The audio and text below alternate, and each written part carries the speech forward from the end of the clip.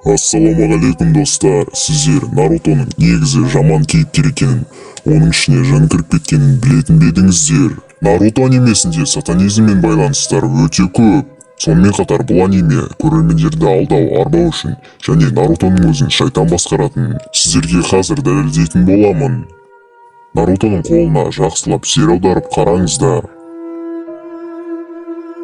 Бұл символ ибілістің символы, және бұл символды сатанизмге, шайтандарға бағынатын адамдар қолданады. Наруто анимесін көрген болсаңыздар, олар түрлі техникалар мен күштерді шығару үшін қолдарымен неше түрлі жестерді, символдарды көрсетіп істеп жатады. Және сол символдар мен жестердің сатанизмдік, иллюминаттық, масондық жестермен ұқсастықтары өте көп. Нарутоның мына кейпіне назар аударыңыздар. Алла тағала шайтандарды оттан алаулап жасаған. Және Нарутоның жанып тұрған киімінен 666 санын байқауымызға болады.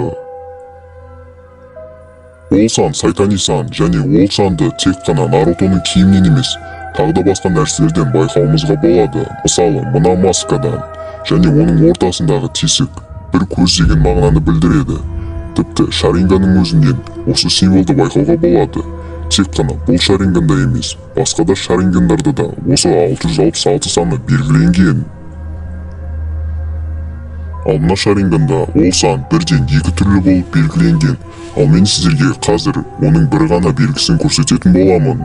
Және сол сандардың жанында үш нүкте бар. Ол үш нүктені қосса үш бұрыш шығады. Ал мына шаринганда иллюминаттардың ең мықты белгісі екі үшбұрыштың бір-біріне қарама-қарсы тұрғанын байқаймыз. Бұл 5 жұлдыз болып саналады, және бұл масондардың ең мықты белгісі. Мына шаринганда да сатанизмдердің ең танымал белгілерінің бірін байқауға болады. Үшбұрыш және оның ортасындағы бір көз. Наруто анимесінде тек бұларда ғана емес, басқа да шаринган, ренингандарда да осындай сатанизмдік белгілерді байқауымызға болады. Және иллюминаттар, сатанизмге бағынатын адамдар бір көздерін жауып жүреді. Наруто анимесінде де сондай бір көздерін жауып көрсетпей жүретін кейіпкерлерді өте көп кездестіреміз. Сол кейіпкерлер сол көздері арқылы неше түрлі эффектілерді, яғни күштерді жасайды. Және өзге адамдарға қарағанда өздерін нинджа, яғни өздерін асыра сілтеп күшті қылып көрсетеді. Нарутоның ішінде 9 хвост, яғни 9 құйрықты деген түлкі жануар бар. Ол өте үлкен және өте мықты күшке ие жануар болып саналады. Және ол Нарутоның ішінде тығылып оған ой салып жатады. Сол жануарды ибіліспен өте қатты ұқсатуымызға болады. Екеуінің суреттерде, кейіптерде бір-біріне ұқсайды. Және Наруто ашуланған кезде ашудың барлығын 9 хвост, яғни 9 құйрық береді. Және ол сыртқа шыққан кезде өте жауыз кейіпкер болып барлығын қиратады.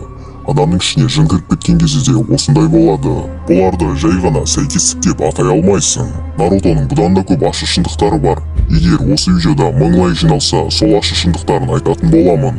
Видео ұнаған болса лайк басып, подписаться деген қызыл кнопканы басып, жанынан шыққан